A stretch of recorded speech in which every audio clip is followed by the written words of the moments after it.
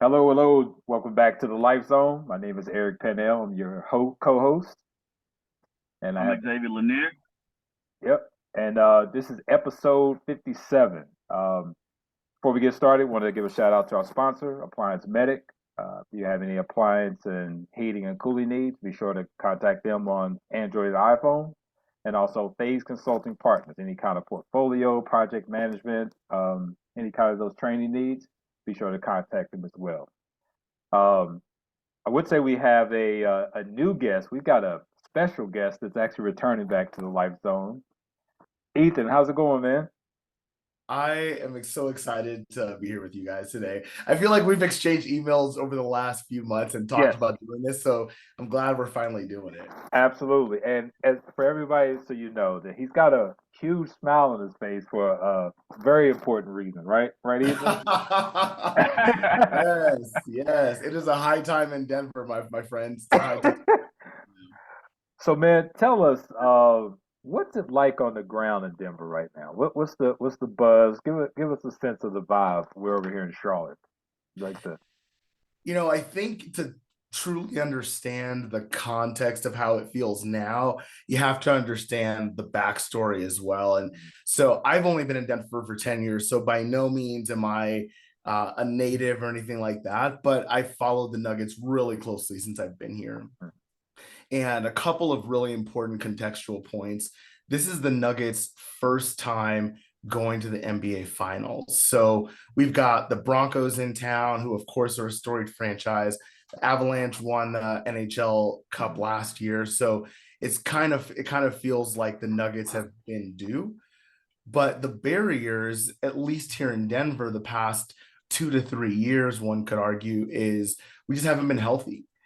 We have two max players in Jamal Murray and Michael Porter Jr., who haven't played a full season until this season over the last three.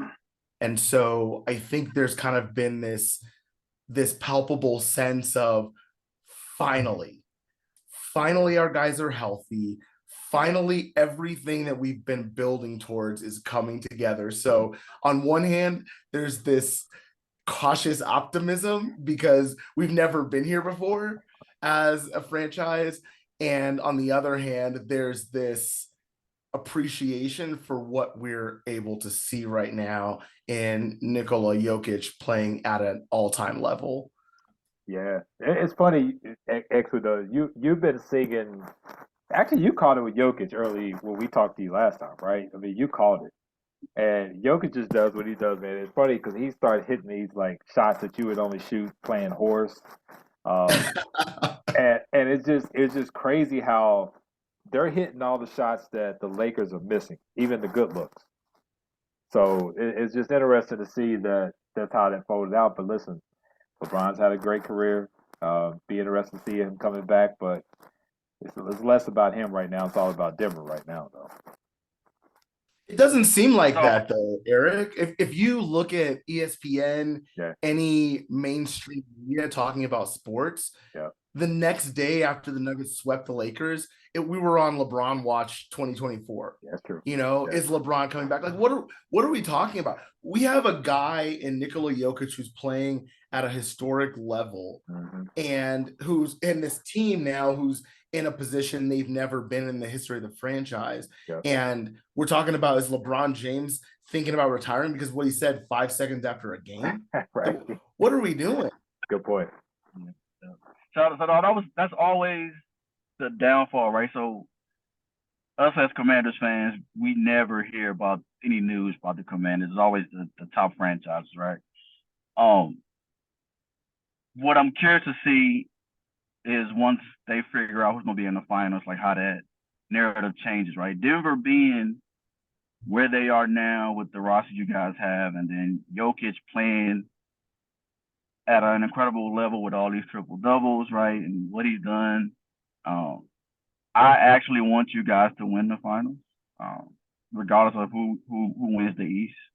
I think it'd be good for the sport, just to have a first, right? hmm Another first in the league. So I'm excited. And every time I watch I've been watching Jokic now in the playoffs, and he reminds me of like one of my uncles when he plays. Right, he's not that athletic, but he just gets the job done. Yeah. And he's very methodical. He's very strong. He's very smart. And I've been impressed. Like, you guys don't get a lot of TV press nationally, so I can only imagine the excitement and the joy you guys get to watch him every night. And that came on full display a couple of nights ago when Lisa Salters was interviewing, I think, Jamal Murray, maybe it was Jokic, and she had admitted, "Hey, I've only seen the Nuggets play a handful of times." Well, how can you be someone who has an opinion about basketball at that level, and you've only seen the 2-time MVP play a handful of times? Yeah. And I think, to build on what X is saying, I think one of the things that I appreciate, I love the business of sports as well, right? So like, because of my business is founded like on a similar chassis to sports agency, I love sports but I love the business side of sports as well. And what I appreciate about what the Nuggets are doing now is that they did it, quote unquote, the right way. They built it through the draft. If you look at Murray, Jokic, Porter, those guys were drafted by the Nuggets, right? And then they built around those three guys, right? They're all on max deals. They built around those guys, and now they're finally seeing that investment from, starting 7 years ago with Jokic, seeing that investment come to fruition. And kind of the cool layer to it is Tim Connolly is the president of basketball ops for the Minnesota Timberwolves, who we beat in the first round, but he was previously our GM. So he's the guy who built this team. So he built the team that knocked him out of the playoffs this year, which is kind of cool. He got to see it from right up close in the center, right? So yeah, it's like I built a team that's the real deal. So he found out the hard way. But we all three of us know that if we were to meet with the networks, the NBA, and kind of pull them in a room and give them the truth serum and tell us the truth, they were slated and headed towards the Lakers versus Celtics NBA Finals. That's what they wanted. Yep, without a doubt. And I'm a little bit surprised, Eric, that the Lakers series didn't go longer for that exact reason, right? They're going to make way more TV revenue, and then of course stadium live revenue, ticket revenue, all that. They're going to make way more money with longer series. So, and of course, like you said, LA they were fortunate, to put it mildly, to be where they were in the first place. Yep. So the fact that they only went 4 games, I was genuinely surprised. I thought that Silver would have been behind the curtains pulling that. Yeah, absolutely. That's what X and I talked about, man. Then now we're in this situation where, luckily, the Celtics won a game last night. So if they didn't win that game, we'd have had 9 days before we had the first game of the finals. But honestly, that would have been good for both teams to get to rest. Less injuries and stuff like that. So, yeah, and I think there's, going back to your first question about like what's the sense in Denver. I think there's also this sense of like, let's just get to let's play basketball.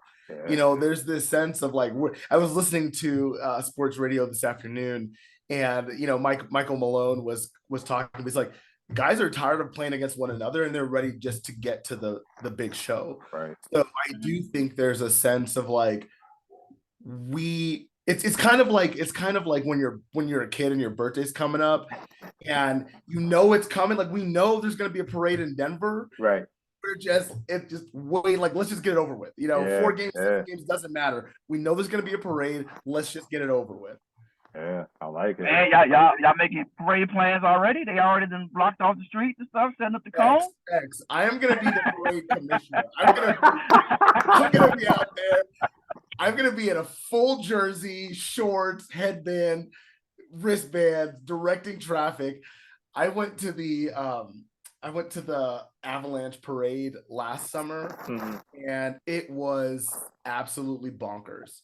I have never seen that many people in one place at a single time. And the thought of being able to celebrate that for basketball, which is, my first love, and being able to see, my current hometown team win it. I cannot tell you how excited I am. And I know I'm one of thousands of people in town who are stoked about this, but this is just one that just feels like it's about time. The last 2 years before this one were just riddled with injuries, couldn't seem to get the right nucleus of guys, or the right core of guys around the nucleus. And even last year, you heard a lot of the sports radio guys saying this is the year before the year, right? We all knew it was coming because we just need to get guys healthy and for guys to stay healthy. So I'm curious, have they started talking about who's the better matchup for Denver between the Heat or the Celtics? And I'm curious of your thoughts on that too. I haven't really heard much of that conversation really at all. And I'm not sure what that means, if it means anything. And maybe it's just a matter of they don't know who that opponent's going to be yet, for reason they haven't talked about it yet. But from my perspective, I don't want to see Jimmy Butler. Ooh, I was going to ask you that. Full stop. Like Jimmy Butler is, and I don't think he gets enough credit for how smart he is as a basketball player. And he gets the absolute most out of what he has. So he's also, I hate to say this, I don't mean to say that NBA players are not giving maximum effort, but there's like levels to it, right? Yeah, absolutely. And Jimmy Butler is at the very top of that maximum effort tier. And so he's just not a guy you want to see. And even, if we want to, bring it into like really recent history, 2 nights ago, last night, whenever the Celtics played, Jason Tatum was just not that guy. Yeah. Jason Tatum is just not, in my mind, he's just not a guy who's going to do both, get you there and get you over the hump. He can do one or the other, which, is admirable. He's a great player. But, to see him waving coach off, not dapping up his teammates, going back to the bench, I can't remember seeing a respectable star leader do that. And I think that's just a small anecdote, but I don't know. I think it's indicative of his leadership style and kind of what he's here for, which is he's here for JT. Yeah. Expanding what you said about Jimmy Butler, man. Jimmy, he's one of those guys, he's just going to go out and play. Right? He's going to go out and play. He's going to lead. He trusts, X said this the other day, he trusts his teammates, right? And he's just going to go out and play. And he's one of those guys, he's not going to do a lot of talking until you start talking to him. And when you talk to him, that's when the problem starts for you. And we saw that. And so Jimmy Butler. Oh, sorry. Go ahead, X. Go ahead. No, so I was telling Eric, right? Jimmy just has that dog in him. Yeah. Right, Jimmy, and he ain't out here like he's not the flashiest guy. He's just gonna get buckets, draw fouls, make free throws. Like he's gonna do all the little things that gets his team in a position to win, and then somebody on that roster hits a big shot, right? Or a couple of guys get hot at the right time, and next thing you know, the Heat are up 10. Yeah. Right, and you look at Jimmy Butler's numbers, and he's got 10 field goals. Right, 8 assists, 25 points, and you're like, where did this come from, bro? Like, what is this?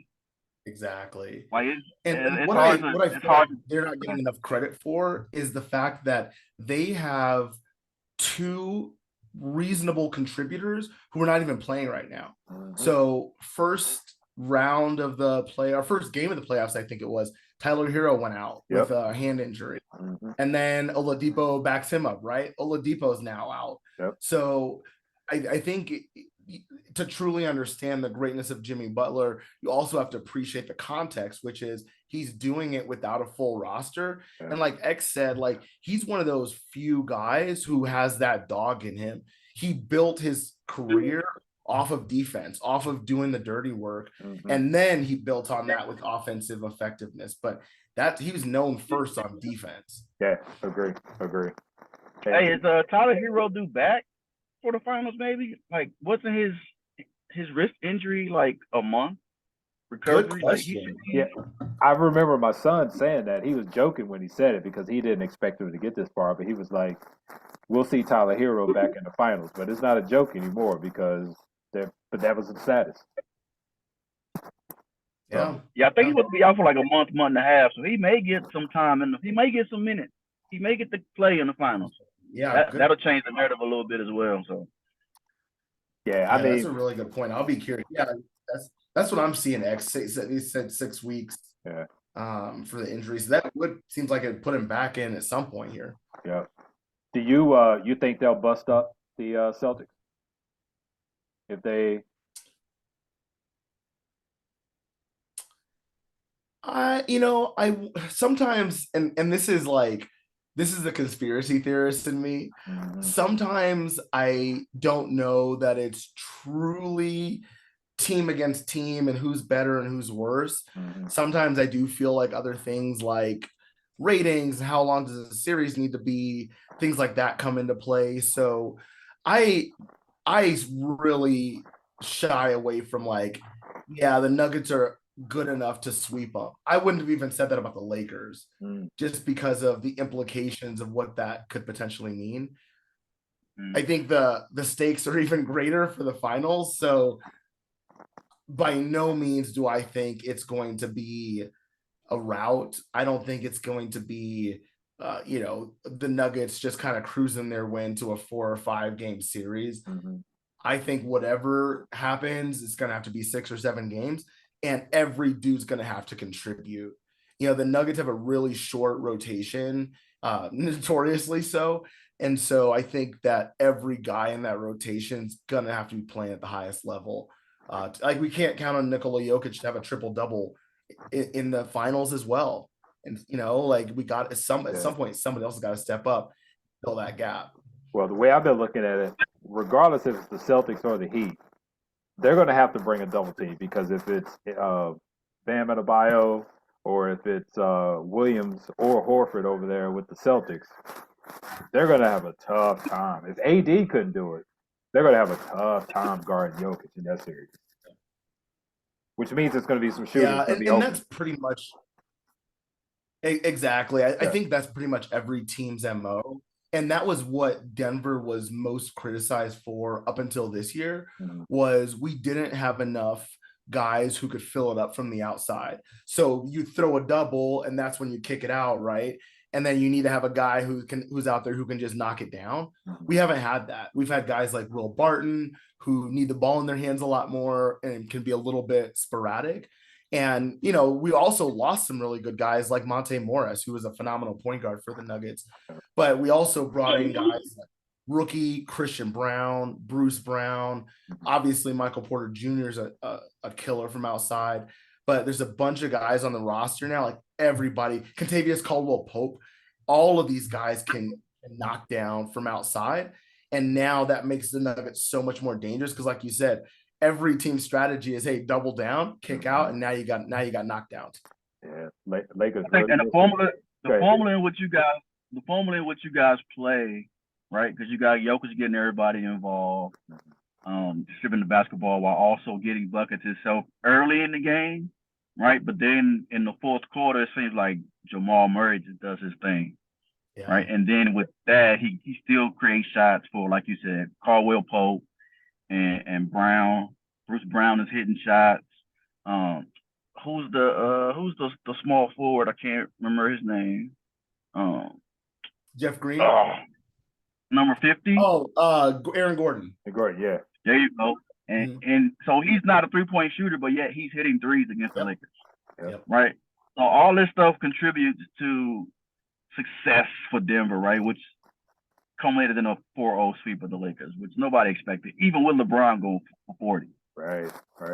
Like LeBron gave it everything he had, he still didn't have enough to get them over the hump. Which just speaks to the level of how deep that roster is and how it's just Denver's time, it looks like. Yeah. But Ethan, man, I'm feeling comfortable like you are to say that there's going to be a parade in Denver. So we need to get that when you're live at the parade. We need to see that video Just kind of look around. We're going to see. I'll send the video straight to you guys live stream from the parade. I'm gonna get on a fire truck somewhere. Nice.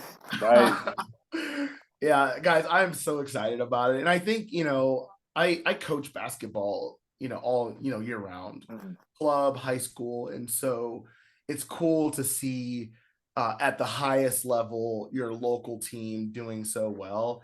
Yeah. And yeah, it's just for someone who loves basketball as much as I do, it just feels like bring everything that I love together, high school and club, and now get to see NBA at the highest level in our town, which is awesome. Yeah, that's cool, man.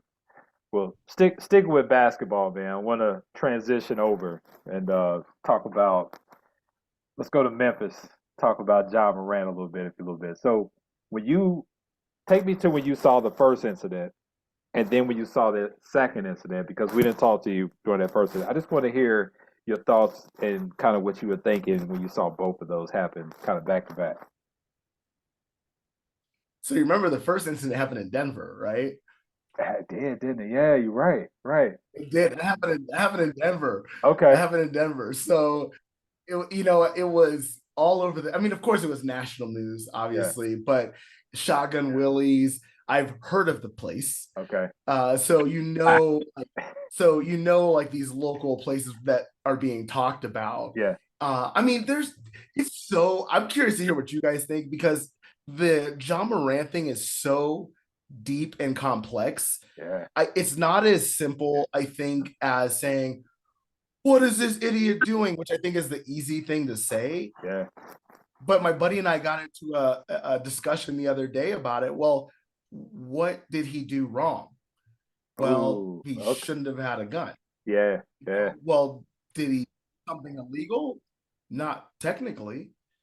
And did he do something that could be maybe morally questionable to some people? Perhaps. Yeah. So when I saw the first one, I was surprised.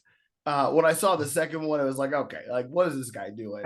And I will tell you, the most salient video about the topic that I've seen, or perspective about the topic that I've seen, I saw yesterday morning, and I sent it to my buddy. We talked about it for an hour, and it's this guy. If you just go on YouTube and you search Ja Morant, and you'll see it's from Brick Baby, BRICC Baby. I know, yeah. And I saw the interview. Oh, you've seen it? Yeah, I've seen it. Guys.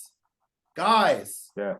When a Crip is telling you you're doing too much, my boy, right, you're doing too much, dog. It's time to shut it down. You're doing too much, dog. Yep. Yeah. I mean, I'll give my personal thoughts, and then X, you jump in as well. But it's like, for me, it's the classic story of anyone just everyday living life, right? You transition from the life that you was living in, hanging with a certain crowd, and then you, quote unquote, make it, and you transition to a better life, and then you're hit with that why in the road. Do I bring them along, or do I transition to this new crowd that's going to propel me to keep going further and further in my North Star, or where I need to be, right? That's the way I see it. And I think a lot of people, I've had family members like this, where it's hard for them to separate that. They take on the weight of, hey, I can't have these people against me, turn my back on them, and not looking at, hey, it's not about them. If they really love you, they're going to say, hey, go do your thing. But that's where we're at here. And then the gun thing, we all know the story, man. Like, you can't turn your back or do anything to disrespect the brand. That's just the way it is. Whether it's the NBA Shield, the Major League Baseball, NBA, NHL, no matter what it is, you can't do anything to. If you're not writing the check, you got to play by the rules. That's just what it is. There's no, they shouldn't do that. No, you want the check, you got to play by the rules. Ask Colin Kaepernick about that. Exactly. Yeah, so I mean, yeah, me and Eric talked about this already, so we're kind of on the same page with this. For him, like, he went from, I think he joined the league at 20, right? Mm-hmm. He was in college at 18, right? Murray State, and then the same high school friends he had, he was hanging around them at Murray State, and then at 20 years old, now you're talking not even a legal adult yet, right? And he gets 12 million, 15 million off the rip, all right? And then 2 years later, he just signs a $190 million contract.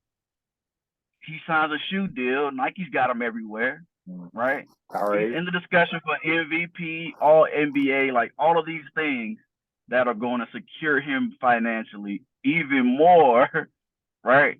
But yet he still has these guys around him who are not looking out for him and looking out for him publicly, right? Now, the first incident in the club in Denver, maybe in his fault because he was the one holding the camera, right? The second one where his friend did it, like at some point, like you said, man, if you get caught doing the same thing twice within months after they've talked to you and said we can't have this, right? Like we talked about the suspension that's coming, and it varies between 20 games to 41 games, right? It could be catastrophic. But what I'm curious to hear, my question is, does he need mental help? Because we usually hear when people get gun charges or get in situations with guns, always got some mental health challenges. Well, we're not hearing that narrative right now, right? However, I think there's something internally within him that he needs to evaluate, or it needs to be explored to get past this. That makes sense. Before I respond to that, and I want to hear, why do you think mental health hasn't come up with Ja, but it typically comes up in other gun situations? I'm gonna say it's race, right? Usually when you hear about mental health situations, it involves Caucasians doing whatever they did, right? But for us, that's not the narrative around African Americans, right? It's he's angry black man, he's violent from the hood, right? Those dog whistles come out to push that narrative, right? Which it's like a double-edged sword for him, right? Because if it was somebody else in the NBA of a different color, it may not be that big a deal. But you got a young African American male, right, who's on the verge of being the face of this league, and they're like, "No, we don't want that." So can I say this case might be a little bit different, right? Because after the first incident, he did go and seek medical help and evaluation, right? So I mean, this is where I don't want to throw that card up in this case at all, because at some point, man, we got to quit being stuck on stupid, right? Because he went and got medical help, right? He went and saw. Now we didn't hear the results of it, not saying we should be privy to it, but he went and got the help, right? He didn't just getting suspended, just stayed at home. He went to Florida and went and got help, and then this incident happened. I want to double down on what X said. It's shocking to me that and I think we can say both things at the same time and they can both be true. Mm-hmm. So on one hand, the NFL, the NBA, the NHL are private organizations, and they can make the rules and that affect their players in any way they please, even if they infringe upon what we see as civil rights when it comes outside your organization. Mm-hmm. They're a private organization and they can do whatever they want. At the same time, I do think there is a double standard when it comes to people of color with guns and the relationship we have with guns, and non-people of color and their relationship with guns. Yep. And if you even look back, and I think the 70s and the Black Panthers and arming themselves, and that all of a sudden spurred gun law reform, right? When Black people start arming themselves. So I think there is a double standard when it comes to people of color with guns. And yeah, he did, go do whatever he did, for the weekend or whatever. At the same time, I don't know that I necessarily tie the two together, him having a gun and being stupid and mental health. right? Like I think the thing that was a little bit tongue in cheek but salient for me was he kind of looks like the Black B-Rab, like Brick Baby said. Yeah. Like he is doing the absolute most. It's like you're not going to shoot that gun. You can't do a drive-by. So why have it in your hands? Period. Right. Forget the video. Why have it in your hands? Yeah. Well, he. Let's be honest. What's the point? I agree. And let's be honest. I'm gonna think of a player right now that I could think of. Let's just say, Jokic, right? If Jokic is listening to country music and holding a gun, and I literally threw this scenario out to my wife. If Jokic is listening to country music and holding a gun, but and he's listening to NBA YoungBoy, talking about John Morant's listening to NBA YoungBoy, and he has the profile he has with the hair, the gyrations, and the gun. It just gives a different look. You can't get past it. It just gives a different look. Sure. The problem is not understanding that, right? You have to understand that it gives a different look. So and to your point about why have the gun in the first place. And that's why. Yeah, go ahead. Have you guys seen the pictures of Chris Kaman? No. Right. I haven't. No. Two assault rifles. He got 2 assault rifles in a picture. There are other pictures of him with semi-automatic rifles on the table, right? And these are supposed to be public pictures, right? And I would say this probably happened during his playing days, the teens of 2000. I would say 2013, 2018, somewhere in there, right? But it wasn't mainstream news. It wasn't something that was mentioned, brought up at all until now. I think it's because it was Chris Kaman, though. I mean, I get it. Yeah, he's so irrelevant. I mean, he's not on the trajectory of a John Morant. I get it, sure, right? But still, if you see these pictures, especially in today's time, right? You don't look at that as Chris Kaman as a basketball player, right? Because he looks like a Proud Boy, right? He looks like potential domestic terrorist, right? That's the perception of it. That was the guy ready to go hunting? Possibly, right? But and when you talk about the narratives behind the optics of it all, right?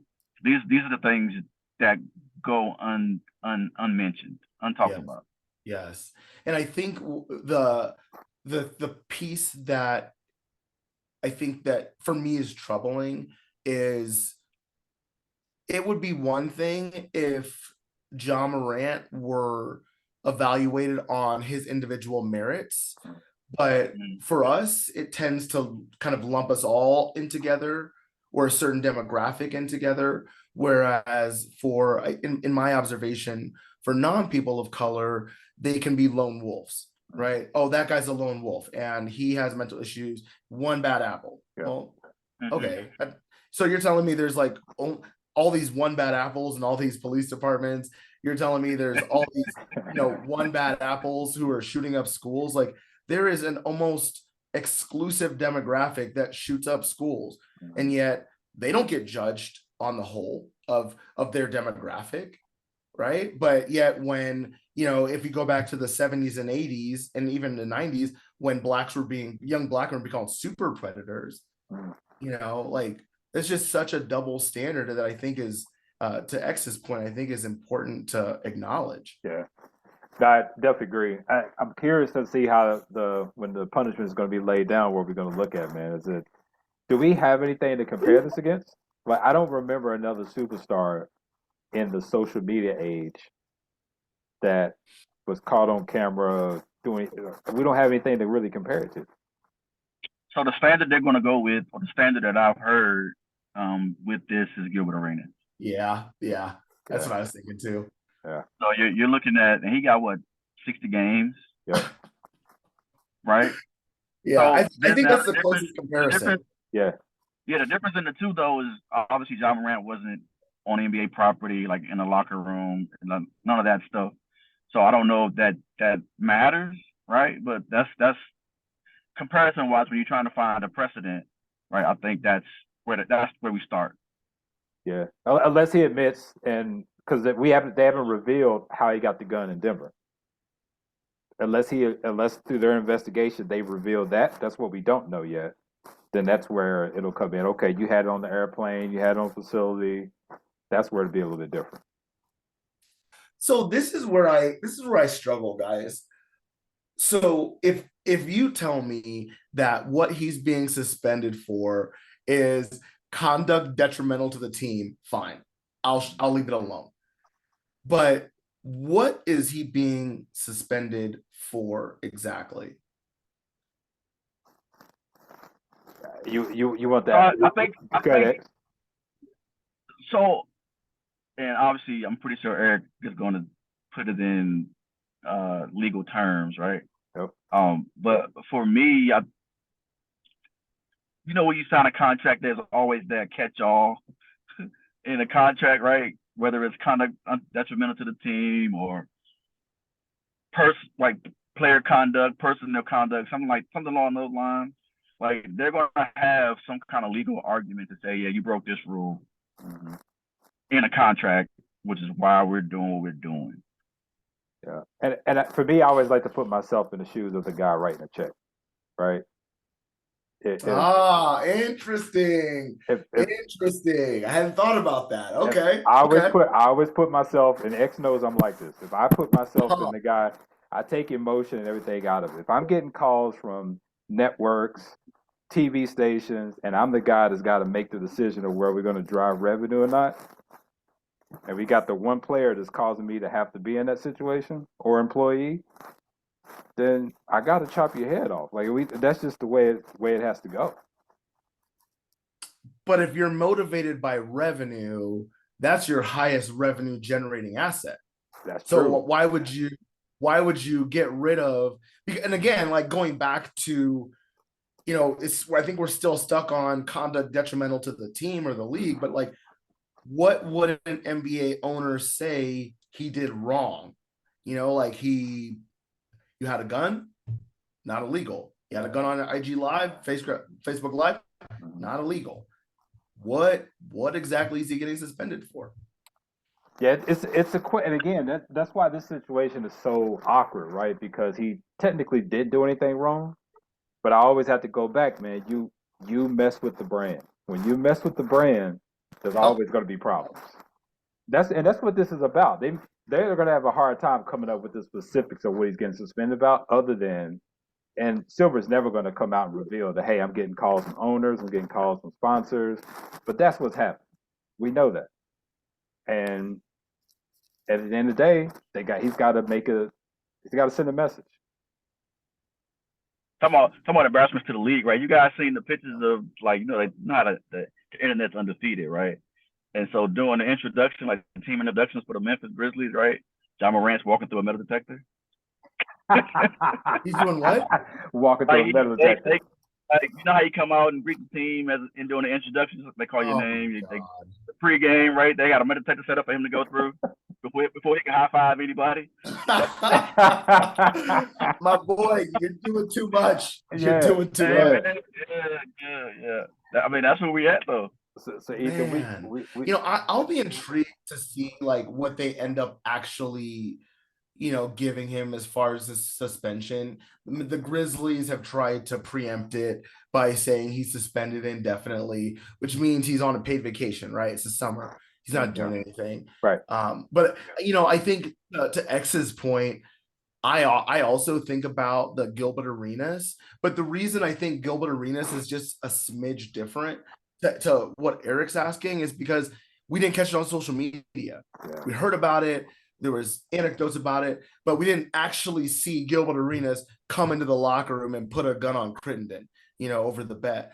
And so I think this does have its own space as kind of a unique case. So I'll be interested. I don't know. I tend to side. So you go to the owner side, I tend to go to the player side. And so I'm like, hey, if I'm the agent for that player, tell me what he did wrong. Tell me what law he broke. Show me where you've punished a player before for legally exercising their Second Amendment rights or whatever the case is. So, I think if as a player association rep, as an agent for the player, I think there would be strong pushback against a long-term suspension. Mhm. And I think I struggle a little bit with like, hey, as an owner, I'm gonna get rid of this guy. It's like, well, cool, then good luck going back to being a middling team in the Western Conference that's stacked when you got like the presumptive heir apparent to become the face of the league. Yeah. Nah. They got tough decisions, man. Go ahead, Eric. So I mean, given what we talked about and all the angles we've explored, I would say, right, to make everybody happy, or try to make everybody happy, 25 games would probably be the number, right? Which means he'll miss the first few weeks, maybe the first 2 months of the NBA season, while the NFL is driving the revenue anyway, right? Because people don't really watch too much basketball unless it's your local team. But then Ja Morant will be back for like Christmas Day game, right? And that'll be a big thing because it was his first game back. Networks is all up in arms. Everybody's tuned in because it's his first game, right? And so that's just my guess. Obviously, I have no insight to that, but yeah, I think with that, everybody would save face with that and be okay. That makes sense. I wonder what the implications of that are for all NBA awards, because I feel like there's a conversation right now happening about you have to play a certain number of games to be eligible for 65. Yeah, there you go. Yeah. So that's a really interesting. I think your perspective, X, is going to really put pressure on that minimum games played, and I'll be really curious to see how those two interact. Wasn't he? But I think that so with that, right? Because you got to think that 65 games. I mean, you only can miss what's that, 17? 17, yeah. 82, right? Yeah. So you got to consider how many games you're going to sit out just because you want to sit out versus actually being injured, right? And how that changes your account. So I don't necessarily think, honestly, that, and Ja Morant, he's had some injury issues, right? So he was probably gonna miss 17 games anyway. Yeah. Just with a actual injury. So yeah. When you add that number to it, and now players they have a number. I can only miss 17 games, right? That changes things, but 25 has to be his number at a minimum at this point. Wasn't he already impacted financially because of the suspension this year? Like he was supposed to get. He didn't get all NBA last year, which he was going to get had he not been suspended. Right. But then because he didn't get the all NBA, I think he can't get a super max contract of like 240 million or something like that. Yeah. So it's that slapping you in the wallet with the NBA, and then Nike takes your shoe off their website, so they're not generating that revenue. And we don't even know what the implications of that is. Like, why would they do that if they don't have plans to maybe suspend ties or cut ties, right? Mm-hmm. So yeah, it's a lot of unknown variables right now, which we probably won't know the full extent of it until the season's over. So Ethan, we opened the segment on a high talking about the Nuggets. I want to bring you down a little bit and talk about the Broncos. I'll let you.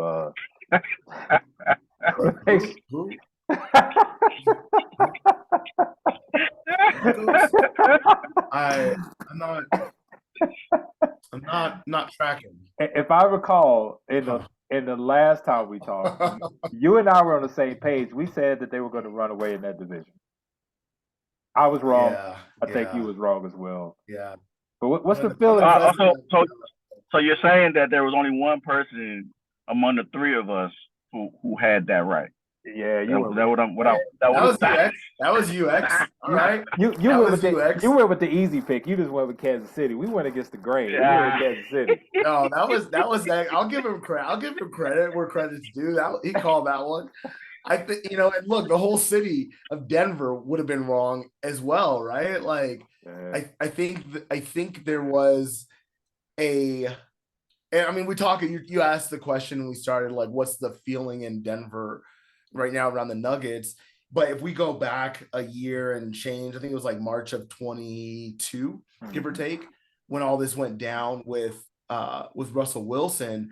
The sequence of events was we brought in a new coach, Nathaniel Hackett, who was the Green Bay Packers offensive coordinator. And we brought him in because that was supposed to lure Aaron Rodgers here as our QB to be our QB1. Yep. That fell through because he re-signed with the Packers, as you'll remember last year. Yep. And then we were up a creek, like, okay, who's our quarterback this year? And then within a day, the Russell Wilson news popped and the whole city went nuts. Like, all right, this is it. Let's get ready for the parade. We're going to take the AFC West. We were only a quarterback away. You could ask anybody in town. We were only a quarterback away. Right. The defense was top 5 in the league. So I think there's now more measured expectations about what could potentially happen here, just because, I mean, you guys saw it, man. It was an embarrassment. It was an embarrassment. It was rough. It was an embarrassment. There was a point, I know you guys saw this, but it was like a major talking point here. There was a point during the season where we were counting down the play clock because we couldn't get Yep. What? Yeah. And then we brought in a coach to help coach our coach. Damn. Wait, what are we doing? What kind of circus is this? What's your outlook for the Sean Payton Russell Wilson marriage? What's your outlook on that? Yeah, I'm cautious optimism. Okay. Having a good coach is imperative. Having a top tier QB in the league in today's day and age is vital. I don't necessarily know after last year if Russell Wilson's that guy anymore. Yeah. And I say that respectfully, right? I'm not saying he's washed up, but is he a guy that can get you to the big game? Maybe. People often forget that the year that Peyton Manning won Super Bowl 50, he wasn't at his best. He threw, I think, a career high in picks that year, interceptions. He was not stellar that year. Right. But it was our defense that took us over the hump. So this is not me saying that Russell Wilson has to be a top 10 QB for Denver to win, but we can't put up 12.5 points a game. We can't put up 15 points a game. Not in today's league. Yeah, I'm not a professional judge of quarterbacks, but I've watched long enough to know what I see. That when they was blaming everybody else, Russ was bad, like extremely bad. Like it couldn't have got worse. Yeah. So you used to seeing Russell in Seattle, right, and being creative and out here making these throws off the back foot, like dimes, like dropping dimes. But then to see him in Denver, like it looked like two different people. Yeah. Right. And then he wasn't necessarily making any decisions or taking any responsibility for what was happening, right? The coach called a play and I just ran with that. Mm-hmm. Well, if you're so you didn't tell me as Russell Wilson, Super Bowl winning quarterback, that you didn't have any ability to call an audible. Like you saying none of that, especially when you were calling audibles in Seattle, like you were the man in Seattle and now you're just taking orders, so to speak.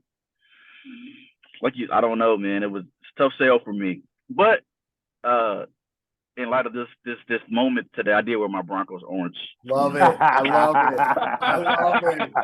I love it. Way to rub it in, X. Way to rub it in. And, like in regards to the Broncos, I think the other thing that's worth mentioning that doesn't get enough press is like it was a massive contract. I should say it is a massive contract, right? So, and it balloons like over the next couple of years. So I think that there's also this undercurrent of how much should we have known about Russell Wilson before paying him that kind of money? Yeah. So there's kind of this unspoken sense of, did we get fleeced? Maybe. Did we pay way more for, Russell Wilson of 2018 or 2017, not realizing what he's been the past year or two, and Seattle knew it. That's what you cringe about, though. When you think about what X just said, that you was watching what Russ was cooking in Seattle, right? And you cringe because when you're bringing that in, you wonder, like, how much of that did he lose? Are we going to get that same thing? And us as Commanders fans, Redskin fans, we know a lot about that.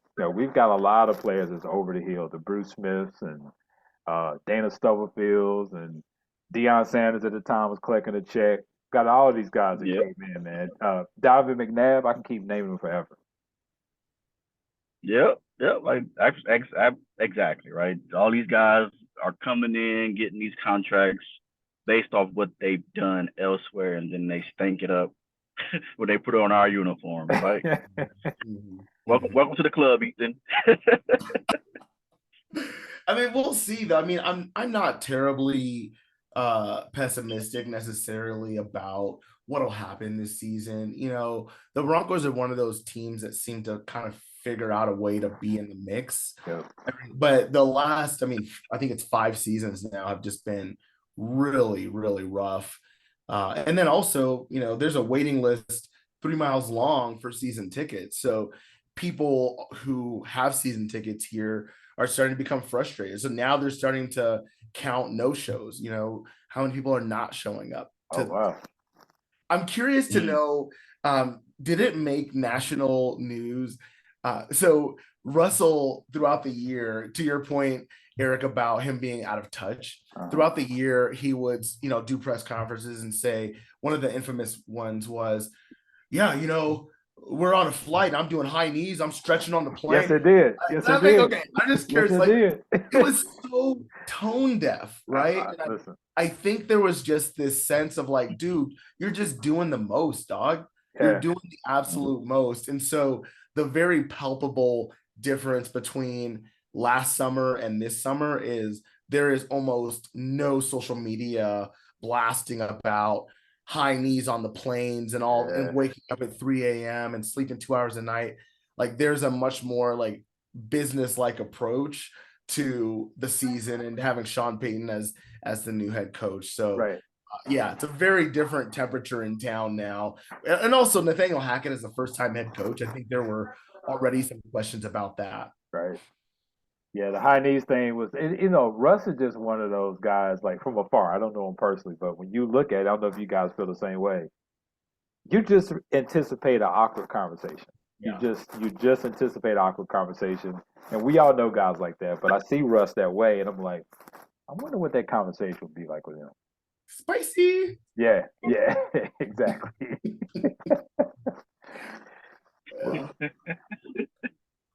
One more thing, I know we already talked about Ja Morant, but I do think it's like important to acknowledge, or at least like raise the question, if Ja Morant wasn't raised in the gutter, wasn't raised in the streets, has a dad who sacrificed for him to make it to the point where he does have he has generational wealth at this point. Why and to me it's a definition of hustling backwards. Why would he sacrifice so much to get to where he is just to do stuff like this and put it all at risk? And maybe, Eric, it's as simple as what you said. It's like, you can't fix stupid. Yeah. But I feel like there's got to be something more to it, that like a young Black kid with every opportunity in the world would find the absolute worst role models, emulate that, and put everything he's earned at risk. Like, what's so attractive about that he would risk everything?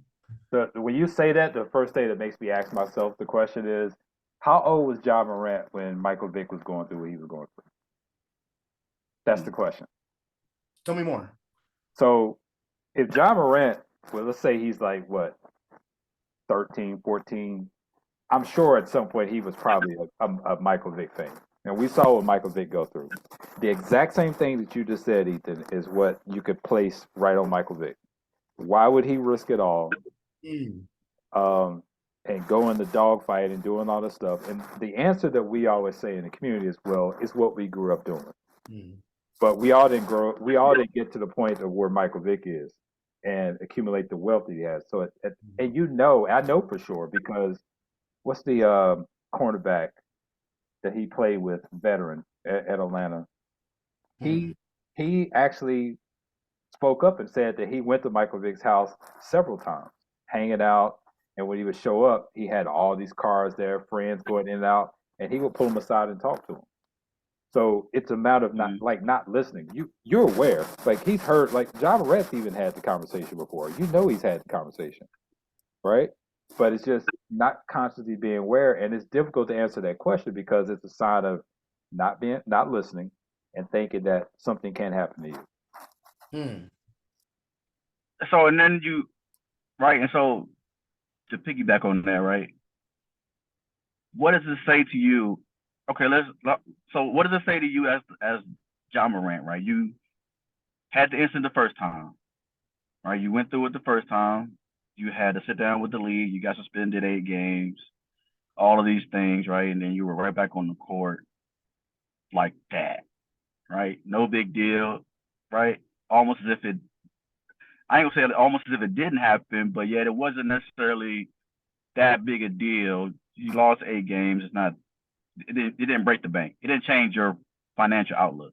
Mm. So then you get a sense of entitlement, or that might not be the right word. A sense of I'm bigger than I am, Mm-hmm. right? They need me, so I can do what I want. Mm-hmm. And then you do this, and now you're in a different situation because now your endorsements are being questioned, right? So at what point do you realize you have to change your behavior? Yeah. Hopefully it gets it this time. Hopefully. Yeah. We'll see, man. I'm optimistic for him because the kid is super talented and he's so young. Yeah. So I'm optimistic that he will listen to somebody who's giving him advice that will help him. But I'm genuinely discouraged to see it. It's like, dude, why? Like, what would be the incentive for you to do those things when you could like just as easily stay at home, right? Like have your boys over to the crib. What you can afford to have all the luxuries you want at home and people not having phones on around. It's just really odd. It's just perplexing to me, frankly. And there's nothing funny. I hope he talks to, like we said, I hope he talks to Michael Vick. I hope he talks to Gilbert Arenas. I hope he talks to Ray Rice. All those guys that have been in trouble, not just with the leagues that they play for, but also publicly. Yeah. Right. Yeah. Because Chris Carter, right? All those guys these guys have experiences that you don't want to go through. Right. Right. So let me sit you down and tell you about my experience. Yeah. Right. And this is what happened to me, especially Michael Vick, especially Ray Rice. Mm. Like Ray Rice lost everything. Everything. And he didn't lose everything. He didn't lose everything until the video was shown. Because he also got suspended initially because after the investigation by the NFL. But then once that video came out, he was finished. Yep. Yeah. So those guys should definitely, if they haven't already, I hope they reach out and hammer down on his brain. What's that risk? Yeah, and I don't want to say it's funny, but like the funny thing about this is if you're gonna do that, you're gonna play music and be you and your homeboys dancing around with guns. The simple thing to do is just leave the phones down. That's why we're here, is because of the phones. If this incident happened and somebody said through hearsay that John Morant was dancing in the club with his friends with a gun, we wouldn't be here. We're only here, and think about all these incidents. X just mentioned Ray Rice. We got other incidents where things were caught on camera. Just don't allow it to be caught on camera, and we're not here. That part, And where's D'Angelo Russell in the Nike video when you need him? Oh, man. Where's D'Angelo Russell in that commercial when you need him, man? Throw the phone into the lake, bro. Throw the phone into the lake, man. We don't need that right now. Hey, talk to Paul Pierce, man. Oh, yeah, that's another one. Yeah, talk to Paul Pierce. Another one. Man, throw that phone into the lake, bro. We don't need that tonight. Not tonight. Get it out of here. So, Ethan, man, we appreciate you stopping by, man. This is always fun, man. We definitely got to talk to you again after the finals. I got to see where you – I know that smile is going to be out right through the moon when we see after the finals. Guys, I'm so excited. I'm definitely going to go to a game here in the next round. So I will I'll keep you guys updated about the temperature here in Denver as things a little bit. Cool. So were they – so let me ask you – final question. Was there any disappointment, Ethan, when the Nuggets started coming back in Game 4, knowing you had tickets to Game 5? Was there any disappointment? There was. Yeah, there was. There was. Because I was like, we could just as easily do it in 5 as we could in 4. So why not just let it go one more, come back home, get to go see a game, and then wrap them up. So I certainly did feel that sense of disappointment, but it did not outweigh my excitement for them sweeping the Lakers. So I will take them sweeping the Lakers, going to the finals, and I'll suck it up and go to the next round. I will tell you, as I was watching Game 4, I couldn't help it in the back of my mind. It's like, regardless of what's happening, I know they're down 3-0. That still is LeBron James on the other side of other side of the basketball. That's what I was thinking in my head. Yeah. Like, you don't want – if there's anybody you don't want to give a chance, don't give him a chance. I'll never bet against LeBron James in any situation. No. Yeah. I mean, that should be the mindset for, like, especially in these high-pressure situations, right? When you have a player of LeBron James' caliber on the other side, you can't count him out. Mm-hmm. Not 1 game, not 2 games, not 3 games. Like, them guys have the ability, and he tried, right? They have the ability to win 1 game by themselves. Didn't LeBron come back 3-2 on the Dubs? 3-1, a few years back. 3-1. 3-1. There was 3-1. 3-1. Yeah, there you go. Yeah. So I'll never bet against LeBron in any situation. That's my dog. I mean, you don't bet against him, man. No, not at all.